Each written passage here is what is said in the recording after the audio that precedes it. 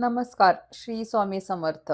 ज्योतिषशास्त्रानुसार कुंडलीमधील मंगळ, शनी, राहू, बुध हे ग्रह कर्जवाढीसाठी जबाबदार मानले जातात.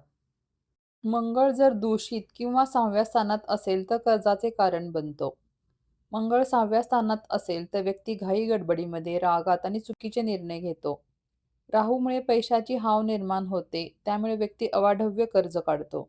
बुद्धी चालत नाही, कर्जही लवकर फिटत नाही.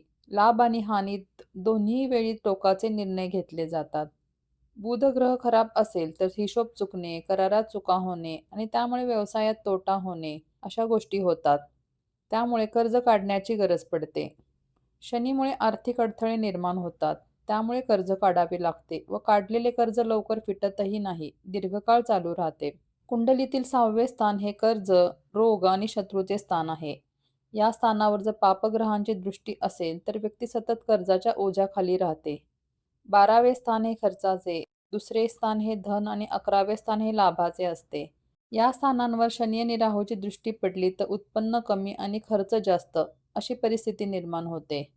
व्यक्तीवर कर्ज वाढण्यास काही योगही कारणीभूत असतात.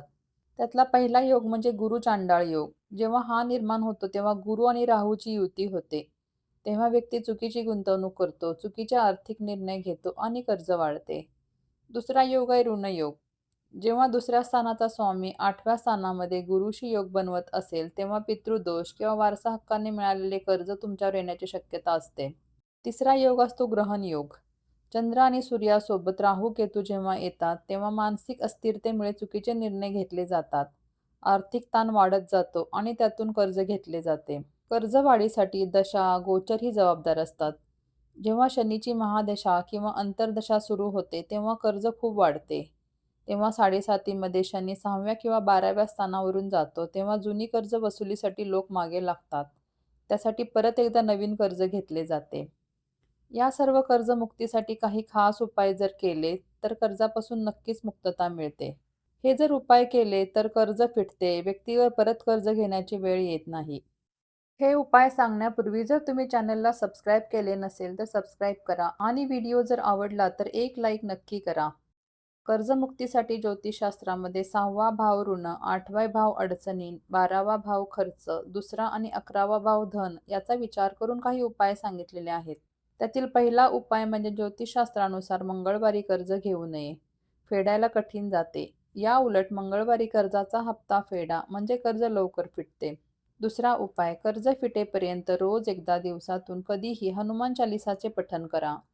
तिसरा उपाय, मुंग्यांना साखर मिश्रित पीठ खायला घाला. चौथा उपाय, दर शनिवारी ओम शन शनेश्वराय नमः या मंत्राचा 108 वेळा जप करा. पाचवा उपाय, घरामध्ये नियमित लक्ष्मीपूजन करून लक्ष्मी मातेचा मंत्र जप करा. सहावा उपाय, मंदिरात नारळ अर्पण करून कर्जमुक्तीसाठी प्रार्थना करा. सातवा उपाय, शनिवारी लोखंडी काळे तीळचे दान करा. हे झाले काही खास उपाय ज्यामुळे जीवनामध्ये सकारात्मकता येते आणि कर्जमुक्त होण्यासाठी दिशा मिळते. दैवी शक्ती आपल्या पाठीशी असेल तर सर्व संकटावर मात करता येते. फक्त श्रद्धेने आणि विश्वासाने उपाय केल्याने नक्की मार्ग मिळतो. तुम्हालाही कर्जाच्या त्रासातून मुक्त व्हायचे असेल तर देवावरती श्रद्धा ठेवा. आपली कामे नियमित करा. मन शांत ठेवा. रागावर नियंत्रण ठेवा. महत्त्वाचे निर्णय घेण्यापूर्वी शांत डोक्याने विचार करून निर्णय घ्या. आयुष्यात पॉझिटिव्हिटी आली की आपोआप सर्व काही ठीक होते. या 7 उपायांपैकी कोणताही एक उपाय मन लावून विश्वास ठेवून करा. तुम्हाला नक्की त्याचा चांगला अनुभव येईल.